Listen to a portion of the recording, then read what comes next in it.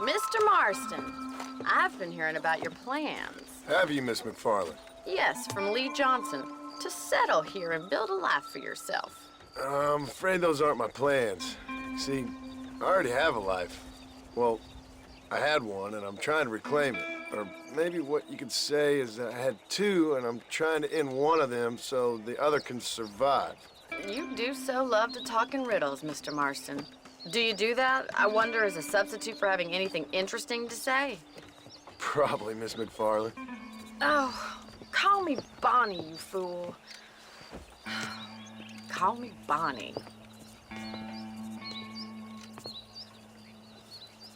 Miss McFarland, I'm married. I have a son. I had a daughter, but she died.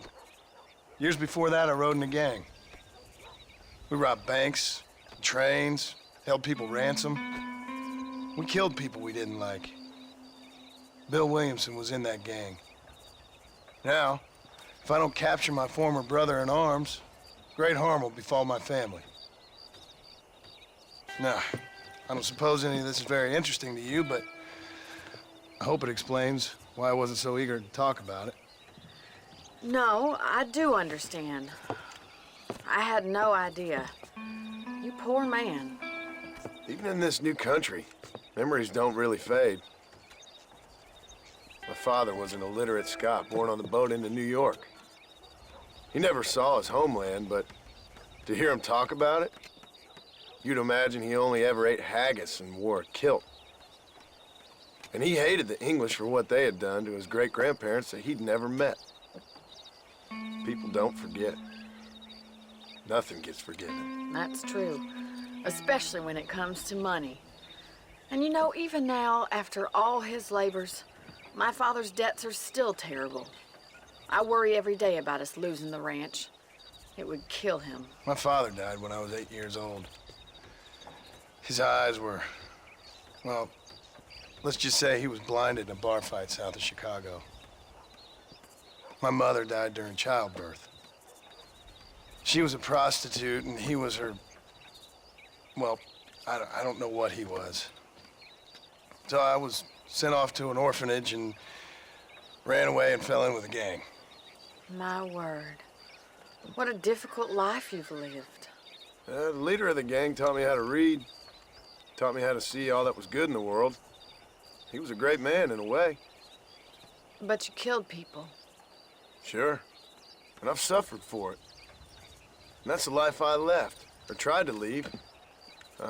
Said too much, Bonnie. I'm an uneducated killer, sent here to do all I can do well. Kill a man in cold blood so that another man may do his part to cut crime in an area, and a rich man can be elected governor on the back of these promises. Civilization is a truly beautiful thing, Mr. Marston. Listen, can you help me? Well, I can try. What do you need, money? No, nothing so complicated. I need an extra hand to take out the herd to pasture. Sure. Point me in the right direction.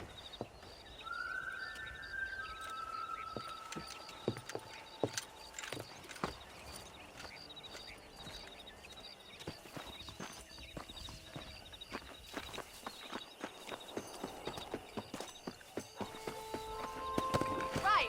Are you ready to learn how to herd some cows?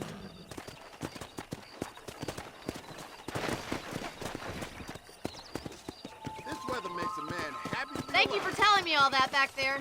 It must have been hard for you. Hope you understand now why I've been playing my cards somewhat close to my chest. I didn't know you had a wife and child. Then again, I don't think I ever asked. They're lucky to have a man like you. I ain't so sure about that, but thank you. Come on, boy. Good to see you, Miss McFarland. Easy now. Yeah.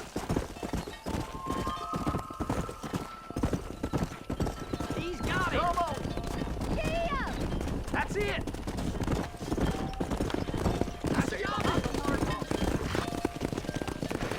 Passing down the road, Mr. Marston. Let's go. Ain't landlord, is it? Good job.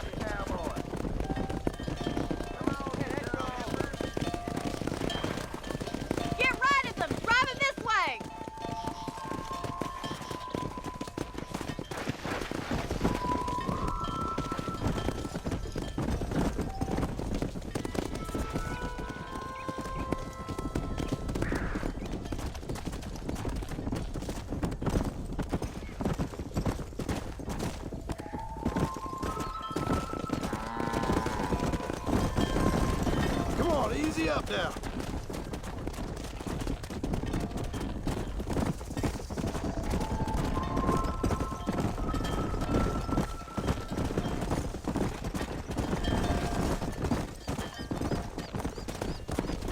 Keep going, Mr. Marston. Nearly there. Good! Now we need to move this entire herd out to the far pasture for grazing.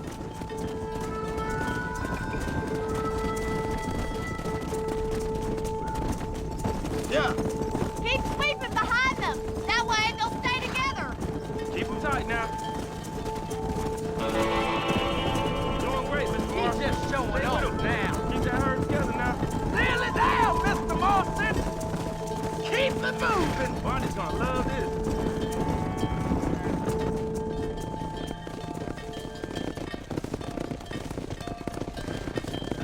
You're not bad with the herd. Ranching might be your true calling, Mr. Marston. Either that, or you were a cow in a past life. Thank you, Miss McFarland. I'll see you later. I have work to do Let's back get it. at the ranch.